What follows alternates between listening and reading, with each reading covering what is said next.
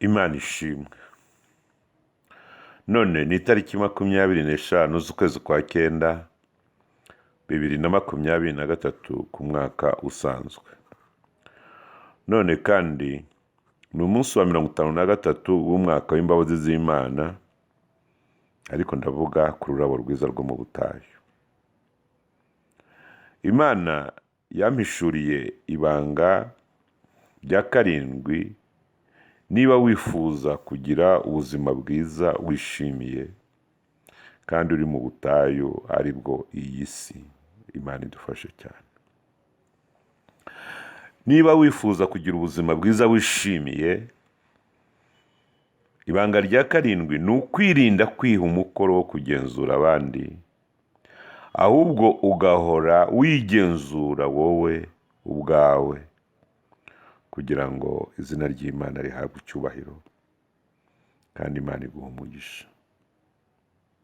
Impamvu 5 zituma tugomba kwigenzura tutagenzura abandi. Impamvu ya mbere ni uko kwigenzura cyangwa kwisuzuma bitera kwimenya, kandi kwimenya bigatera umuntu kumenya Imana, kandi kumenya Imana bigatera kumenya imigambi yayo. Kumenya imigambi y'Imana bigatera kuyikurikiza.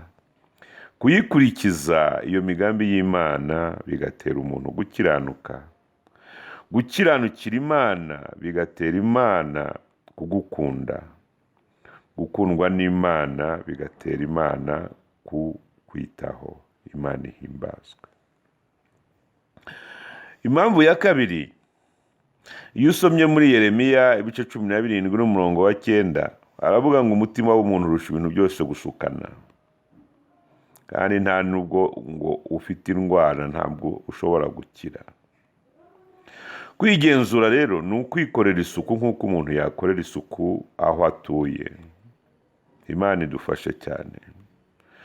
Aho utuye, ubuzima bwa buri munsi bwa bundi uhafitiye butuma hashobora kuza umwanda mu buryo bumwe cyangwa ubundi. Iyo umaze igihe ugomba guhora ugenzura ahantu hose ukahakorera isuku. No mu mutima w'umuntu niko hameze, ugomba kuhagenzura ukahakorera isuku. Icya 3 ni uko muri Matayo 7:5 aravuga ngo ntiwatokora igitotsi kiri mu jisho rya mugenzi wawe udabanje gukura umugogo uri mu jisho ryawe. Bivuze ngo iki? Bishatse kutubwira ko impamvu ya 3 ari uko umuntu wese ari umurinzi wa mugenzi we, kandi ubuzima bwiza twifuza kugira bushingira ku buzima bwiza bw'abandi bafite. Iyo twabuhaye agaciro, iyo twabwubashye, n'ubwacu ubona uko bubaho. Imana idufashe cyane.